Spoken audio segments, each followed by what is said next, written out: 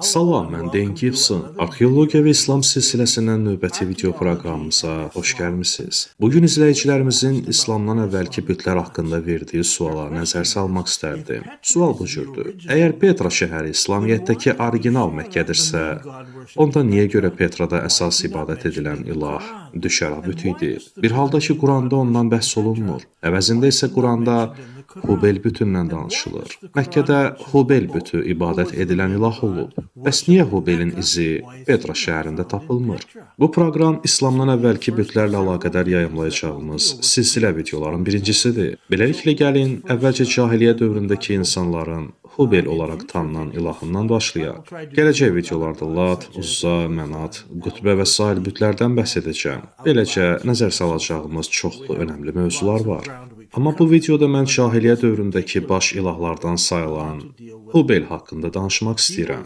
O, Qureyş tayfasının tanrısı idi. İslamdan əvvəl onların ən uca tanrısı hesab olunurdu.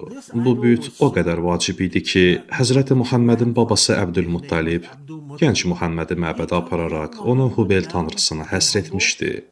Erkən dövr İslam tarixçilərindən hesab olunan İbn Hişam və Təbəri kimi alimlər bunu bizə bildirib. İbn Hişam qeyd edir ki, Əbdülmuttalib Kəbənin yaxınlığındakı müqəddəs ərazidə bir bə'ri, yəni üstü örtülmüş köhnə quyunu yenidən üzə çıxarmaq istəyirdi. Həmin quyu Zəmzəm adı ilə tanınırdı. O, Zəmzəmi yenidən üzə çıxarmaq niyyəti ilə qazıntı işlər apararkən, orada qədim zireh və bir qədər qızıl tapdı. Qureyş tayfası bu tapıntıda onların da payının olduğunu iddia etdi. Əbdülmuttalib onunla razılaşmadı. Lakin məsələni o vaxtlar müqəddəs hesab edilən püşkatmaya çıxarmağa hazır olduğunu bildirdi. O, fal oxlarını çəkmək niyyəti ilə Kəbə üçün 2 ox, Qureyş qəbiləsi üçün 2 ox və özü üçün 2 ox çəkəcəyini dedi. Oxqabından çıxacaq cüt oxlar qazıntıda tapılan qızıla kimin sahib olacağını müəyyən edəcəkdi. Hər kəs bununla razılaşdı və Əbdülmuttalib Kəbə üçün, özü üçün və Qureyş üçün oxqabından ox çıxartdı. Sonra bu oxlar ilahi fal oxlarını nəzarət edən kahinə verildi. Oxqabından çıxarılan həmin oxlar Kəbənin yanındakı Hubel bütünün ayaqları altına atılırdı. Beləcə kahin ox falının nəticəsini açıqlayır, tapılan qızılın bölgüsünü izah edərdi. Başqa bir rəvayət də var. Belə nəql edilir.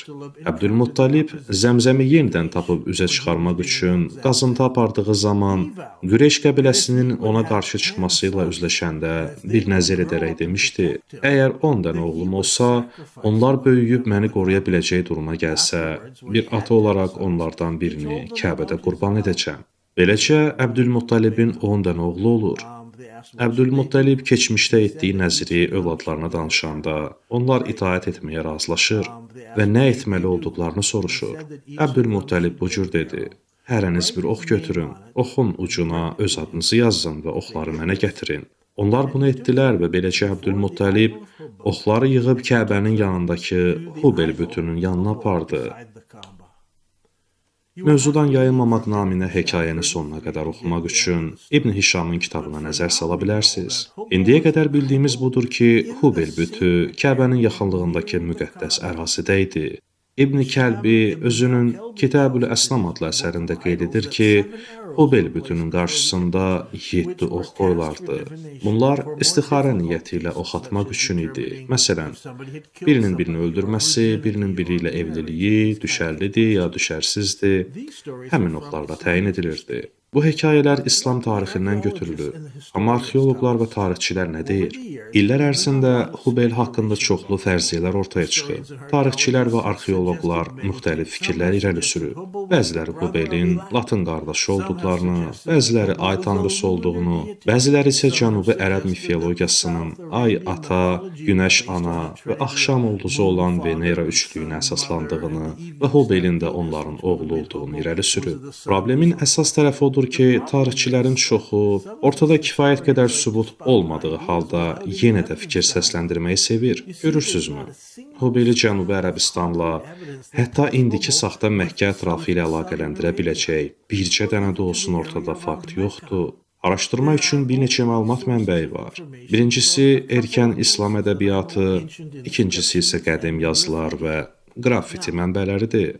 İndi gəlin bunlardan bir neçəsinə baxaq, amma yazılara keçməzdən əvvəl bunu nəzərə alın. 1994-cü ildə Robert Morey adlı bir şəxs bir kitab yazdı və ona belə bir ad verdi. The Moon God Allah in the Archaeology of the Middle East.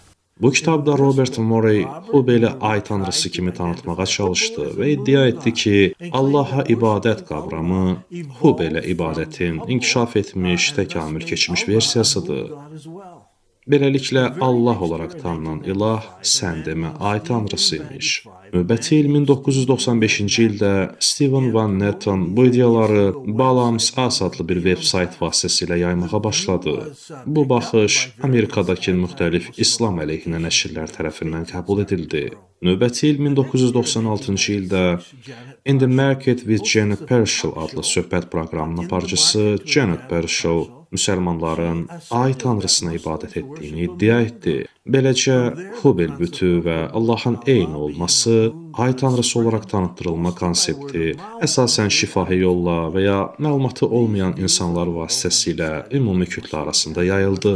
Hubel haqqında bu baxışlar müsəlman və qərb alimləri tərəfindən araşdırılmışdır. Onlar hər zaman vurğulayıblar ki, Hubel bütü və İslamdakı Allahı bir-birinə bağlayan və ya onları ay tanrısı ilə əlaqələndirən heç bir real sübut yoxdur. Bəs əslində Hubel haradan gəldi? İslami mənbələr bizə bir neçə ipucu verir. Əzrəqi xəbər verir ki, Əmr ibn Kuhey Mesopotamiyadakı Hit şəhərindən Hubelin bir heykəlini gətirib və onu Kəbənin yanında qoymuşdu. Bu heykəli insanlar İslamdan əvvəlki həcc zamanı ziyarət edir və Hubelin yanında saçlarını qırxırdı. O deyir ki, heykəl kvarsdan hazırlanmışdı və qızıldan bir əli var idi. Qızıl əl məsələsi İbn Kəlbi tərəfindən Kitab-ül Əsnam adlı əsərində bu cür izah edilir. Hubelin heykəli Dəməşqdən gətirilmişdi. Heykəlin sağ əli yuxarı idi və gətirəndə qırılmışdı. Ərəblər bu sağ əli qızıl əl ilə təmir etdilər. Bu olduqca vacib bir məqamdır və birazdan buna qayıdacağıq. Yəni, Hubeli belə təsəvvürünüzə gətirin ki, o əli qaldırılmış bir büt idi. O əl qırılmışdı və əvəzində qızıldan bir əli var idi. Bəziləri düşünürdü ki, Hubel yalnız uydurma bir ad olub və Hubel heç vaxt mövcud olmayıb. Amma bu fərziyyə arxeoloqlar Hubel bütünün adını tarixi daşlar üzərində, yazılarda və qrafitilərdə kəşf edəndə dəyişdi. Müasir Ərəbistanda qayalarda və kanyon divarlarında çoxlu qrafiti parçaları var. Mən onları Ərəbistanın hər yerində kəşf etmişəm. Təmud qrafitlər arasında İbn Hubel, yəni Hubelin oğlu kimi yazılar tapılıb. Beləliklə bu ad tarixdə həqiqətən mövcud olub. Hubelin adı daha sonralar eramızdan əvvəl 25-ci ildə 100 illiyin dönüşündən əvvəl İtaliyadakı Pazzoli şəhərində tapılan bir nəbati yazısında müşahidə edilib. Bu şəhər Roma üçün bir liman şəhəri idi. Ərəb və nəbati tacirlərin toplandığı bir yer idi. Görünür ki, orada bir nəbati məbədi var idi. Hubel və ya Hubelin oğlu adları İtaliyadakı nəbati məbədində kəşf edildi. Hubelin adı çəkilən ən vacib yer isə bir qəbir yazısı üzərindədir və bu, qədim nəbati şəhəri olan Mədain Salih, yəni Heqra şəhərində yerləşir. Bu şəhər müəyyən mənada Petraya bənzəyir. Orada 138 nəbati məzarlığı var. Mədain Salih şəhəri nəbatilərə məxsus ikinci ən böyük qəbirstanlıq şəhəridir. Hubel orada fərqli şəkildə qeyd olunub. Amma gəlin qəbir nömrə 39-a baxaq. Gördüyünüz şəkil həmin məzara məxsusdur. Məzarın yuxarısında bir yazı var. Yazıda bu cür deyilir. Bu yazı Padşahın hökmranlığının 9-cu ilində yazılıb.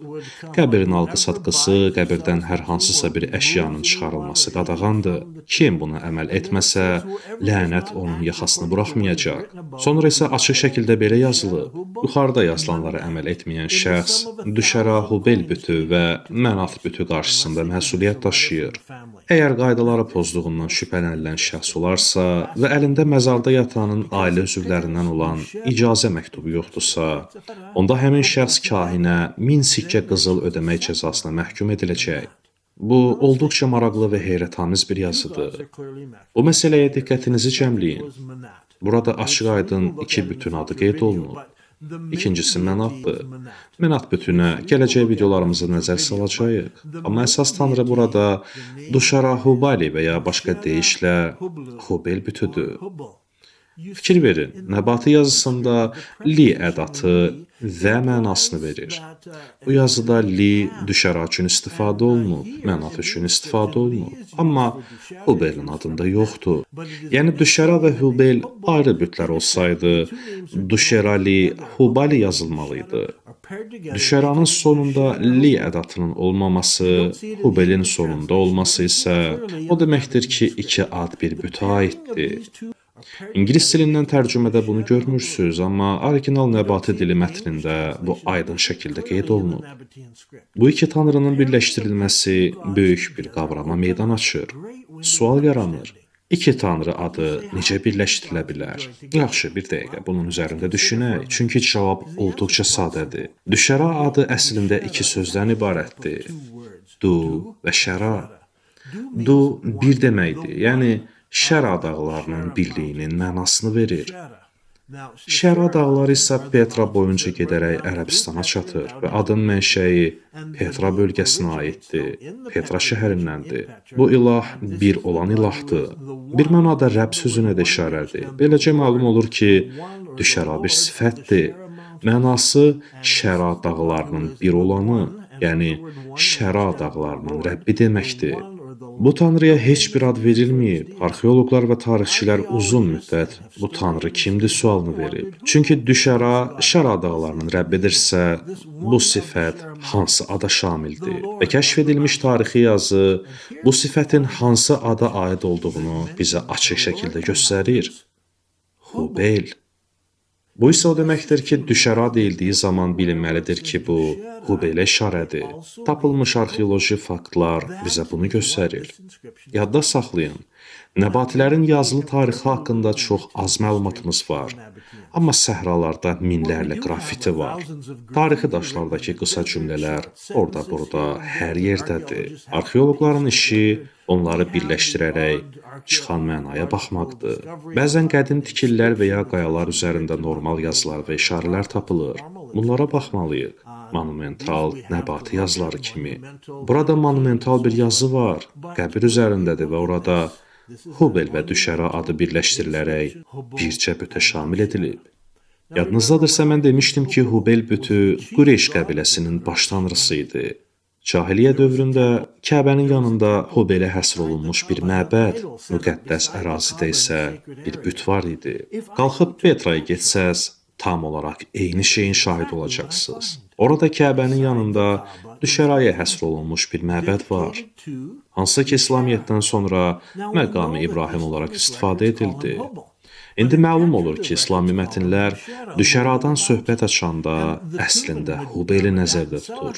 Petra yazılarında isə Hubel isminin sifəti olan düşəra, yəni Şəra dağlarının Rəbbi adlandırılır. Bir növ Rəhman və Rəhim sifəti deyilərkən, Allah adının nəzərdə tutulması kimi Petranın cənubundakı Mədain Saleh şəhərindəki qəbir yazıları bizə göstərir ki, Hubel Şəra dağlarının Rəbbi, yəni Du Şəra idi. Bu məlumatları birləşdirərək İslami mətnlərdəki Kəbə yanında Hubelin məbədi olaraq vəsf edilən məkanı Petrada aşkar edirik.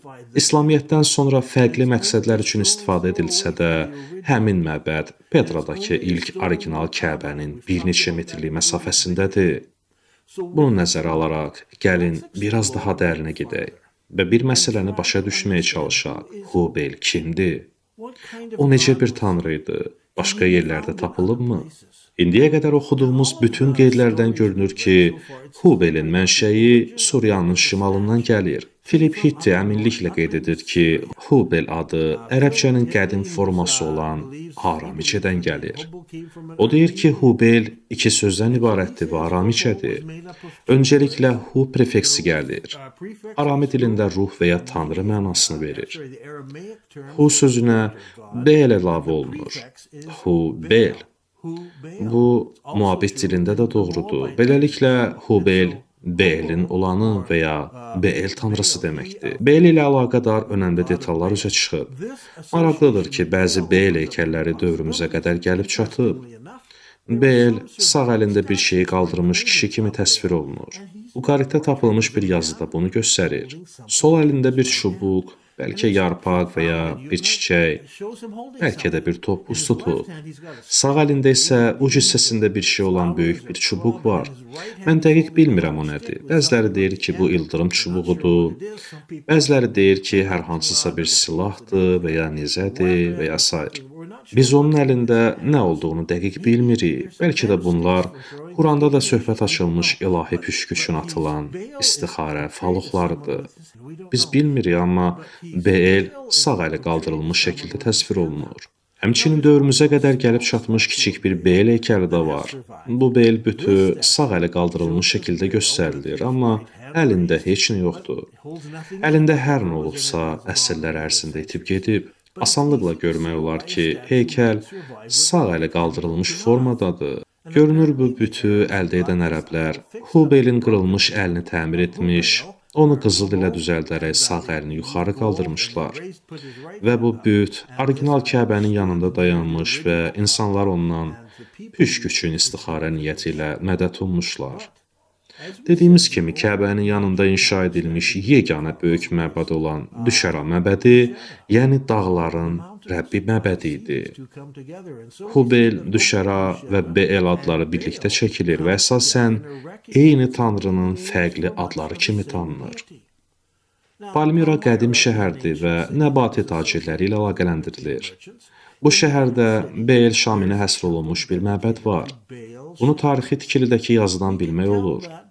Yazıda açıq şəkildə deyilir ki, bu məbəd Beel Şaminə həsr olunub. Bu əhəng daşı relyefi 121-ci ilin yanvarına tarixlənir və Lyon İncəsənət Muzeyində saxlanılır.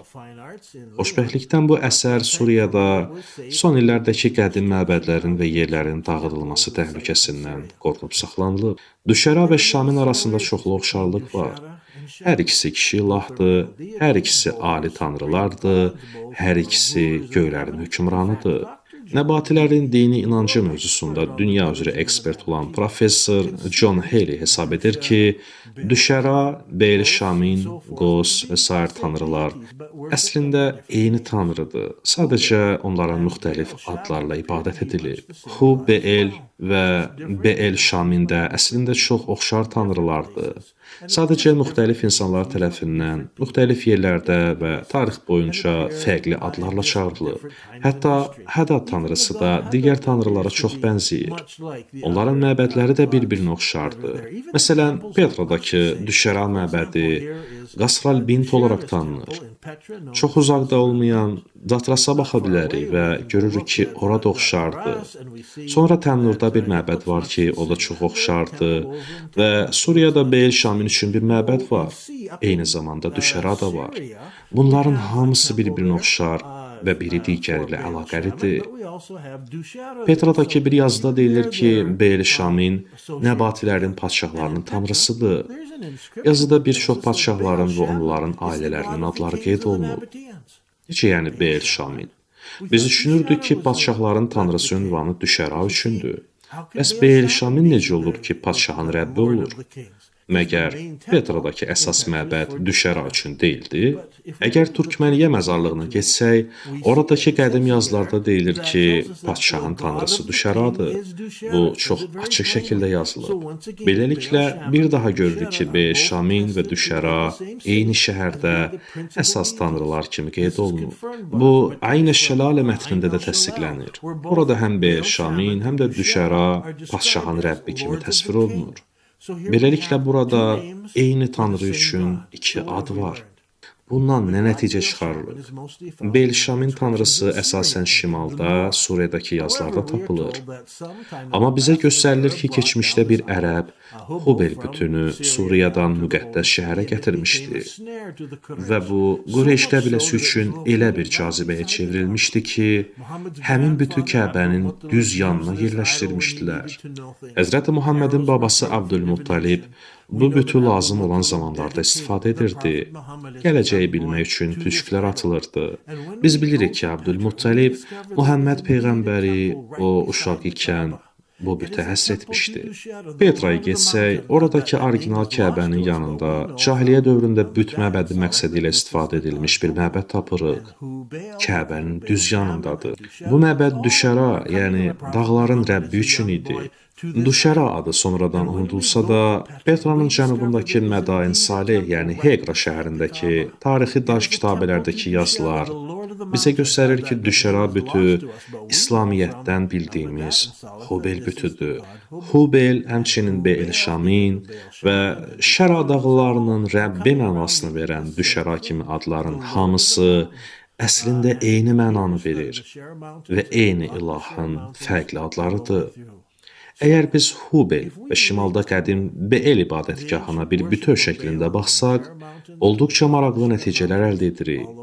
Xristianlıq Roma imperiyası üzərində qələbə çaldı. Bu qələbəni müharibə ilə yox, sülh yolu ilə əldə etdi. Beləliklə, Romada bütpərəstlik sona çatdı. Amma Ərəbistanda köhnə tanrılar hələ də yaşayırdı. Və Qureyş tayfası bütpərəstliyə batmışdı, ta ki Muhammed Peyğəmbər gəlib yalnız bir olan Allaha, tövhidə insanları dəvət edənə qədər. Sonda isə gəlin qısa bir müşahidə aparaq. Tarixçilərin bütpərəstliyə yanaşmasına nəzər salaq. Müasir dövrümüzdə cahiliyyə dövrü bütləri haqqında əlimizdə çox az bilgilər var. Əsasən qrafiti, məbədlər ya da qəbir yazıları üzərindəki bir neçə yazı ilə kifayətlənməli oluruq. Tarixi araşdıranların nəzdində İbn Kəlbi və onun Kitab-ül Əsnam, yəni bütlər kitabından tutmuş, bugünə qədər bir çox tanrı müəyyən edilib, bəlkə də yüzlərlə tanrı. Məsələn, onlar Suriyada görürlər ki, Be'el-Şamin məbədi Düşəra məbədinin yanında yerləşir. Onlar deyirlər ki, bunlar eyni tanrı ola bilməz, çünki fərqli məbədləri var. Beləliklə iddia edirlər ki, hər məbəd fərqli tanrıya həsr olunub. Amma Petraya gəldikdə üç kilsəni yan-yana tanımaqda çətinlik çəkirlər. Onlara mavi kilsə, qırmızı kilsə və s. deyirlər. Heç kim 2-3 kilsəni yan-yana görəndə xristianların ayrı-ayrı tanrılara inanıb, fərqli məqsədlə bu kilsələri tikdiyini düşünməz. Əksinə, onlar fərqli baxışlar, fərqli təlimlər, fərqli ibadət üsullarının müxtəlif kilsələrin yaranmasına səbəb olduğunu qəbul edirlər. Məncə, eyni şey paqan bütpərəst dünyası üçün də keçərlidir. Hətta eyni ərazidə bir neçə məbəd tapılsa və hər biri fərqli adla tanınan tanrıya həsr olunmuş olsa, bu o demək deyil ki, o vaxt insanlar onları tamamilə fərqli tanrılar kimi görürdü. Məsələn, bir Roma onu Zeus adlandırır, nəbatilər isə onu Düşəra deyə çağırır. Bir çox tanrı adları təsviri xarakter daşıyır. İndi təsəvvür edin ki, sizə deyirlər ki, xristianlar fərqli tanrılara ibadət edir. Bir kilsədə sevgi adlanan tanrıya, digərində lütf adlanan tanrıya, başqa birində isə vaftiz tanrısına ibadət edirlər. Tikillərə fərqli adların verilməsi hər birinin ayrı-ayrı tanrılar olduğu mənasına gəlməz. Eyni şey paqanlar üçün də keçərlidir. Əlbəttə, bir neçə fərqli tanrı var idi, amma biz hələ İslamdan əvvəlki Ərəbistan paqan dinlərini o dərəcədə kəşf edib, tanıyıb yəqinə çatmamışıq ki, qəti və inkar olunmaz tonda danışa bilək. Hər şeydə olmasa da, çox şeydə yəqinliyə çatmaq mümkündür. Məsələn, qəti olaraq bilirik ki, İslamiyyətdə cahiliyyə dövründəki Kəbə yanında olan Hubel bütü məbədi olaraq istifadə edilmiş məkan tam olaraq olmalı olduğu yerindədir. Kəbənin yanındadır, Petradadır. Mən Dan Gibson və bu Arxeologiya və İslam silsiləsindən növbəti video proqramımız idi.